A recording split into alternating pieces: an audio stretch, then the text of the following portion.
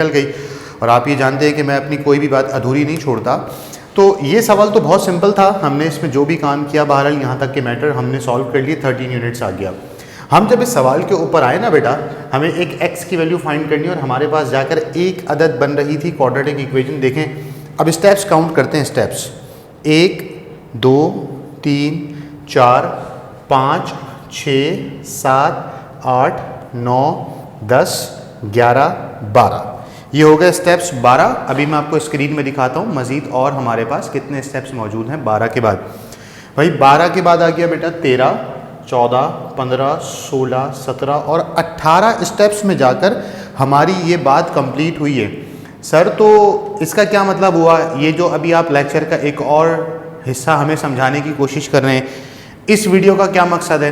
बेटा इस वीडियो का मकसद सिर्फ एक आसान सा है कि मैंने आप लोगों को ये तमाम procedure in depth in detail इसलिए सिखाया कि आप लोगों के इल्म में होना चाहिए कि अगर एक quadratic equation middle term break नहीं हो सकती तो हम उसे किस तरीके से सॉल्व करते हैं, हम उसके ऊपर क्वाड्रेटिक फार्मूला अप्लाई करने की कोशिश करते हैं।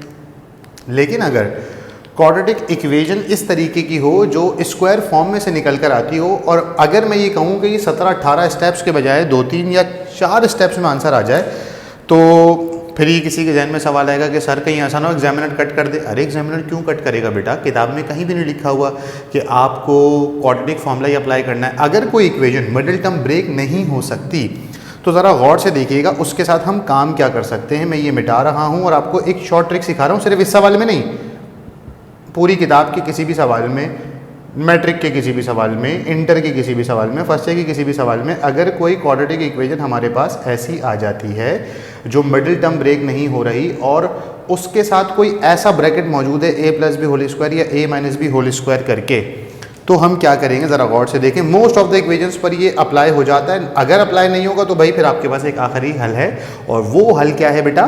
Quadratic formula. अब ज़रा गौर से देखें, 4 की जगह पर 4 ही लिख रहे हैं और ये मैं 2 माइनस एक्स की जगह पर मैंने 2 माइनस एक्स लिख दिया। 3 माइनस 1 कितना होता है बेटा? 2, और हम ये जानते हैं 2 का स्क्वायर कितना हो जाएगा? 4। ठीक है, और इस स्टेप में मैं यहाँ से ये हटा रहा हूँ और मैं यहीं पर क्या कर रहा हूँ बेटा? Taking square on both sides. तो ज़रा गौर से देखिएगा कि ये सवाल और आसानी से किस तरीके से सॉल्व हो सकता है। फिर जहन में फिर वही सवाल आएगा कि सर अगर आसानी से हो सकता था तो फिर आपने इतना लंबा चौड़ा प्रोसीजर क्यों सिखाया? तो बेटा ये आपको प्रोसीजर इसलिए सिखाया जा रहा है कि ये वाला मामला हर एक सवाल पर नहीं आएगा, तो आपको जहाँ पर इम्प्लीमेंटेशन हो सकती है आप करके देखें, नहीं हो रही तो फिर इसके ऊपर ट्राई कर लें। तो लिहाजा अगर हो सकती है तो बेटा अपना वक्त बचाएं। Taking squares on both sides. तो हम ये जानते हैं कि भाई जब हम 4 का स्क्वायर करेंगे तो ये हो जाएगा बेटा 16, और जब हम इस अंडर रूट के ऊपर, जैसे कि देखें यहाँ पर मैंने लिखा हुआ है कि जब हम इस अंडर रूट के ऊपर हम स्क्वायर करेंगे तो हमारे पास रूट हट जाएगा और यहाँ से बचेगा 2 माइनस एक्स का होल स्क्वायर प्लस का 4। ठीक है ना भाई? अगर मैं मज़ीद काम करना चाहूँ तो मैं ये जानता हूँ बेटा कि अगर मैं इसको क्वाड्रेटिक फार्मूले से सॉल्व नहीं करना चाह रहा, मैं चाह रहा हूँ बहुत आसानी से काम हो जाए, तो ज़रा गौर से देखिएगा, इस प्लस के 4 को मैं वहाँ ले जाऊँगा तो ये मेरे पास क्या हो जाएगा बेटा? माइनस का 4। इसका मतलब ये हो जाएगा कि 16 माइनस 4 बराबर है 2 माइनस एक्स के होल स्क्वायर के। 16 माइनस इसका मतलब होता है 12 इज इक्वल्स टू, और यहाँ पर अगर हम फॉर्मूला अप्लाई कर लें तो ये हो जाएगा a square minus 2ab plus B square. ऐसे ही है ना भाई? a square minus 2ab plus का b स्क्वायर, या बल्कि हम इसको फॉर्मूले से भी नहीं खोलें, एक और जहन में मेरी चीज़ आ रही है, ज़रा वो देखें, क्या यूनिक सी चीज़ मेरे दिमाग में आई है, ज़रा गौर से देखें।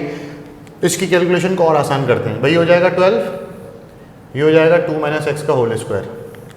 ऐसा ही है ना भाई? मुझे तो ये x चाहिए, ये इस स्क्वायर की ज़रूरत नहीं है, मुझे तो ये क्या चाहिए? x चाहिए, इस स्क्वायर की ज़रूरत नहीं है। मैं क्या कर रहा हूँ? रूट ले रहा हूँ दोबारा से, टेकिंग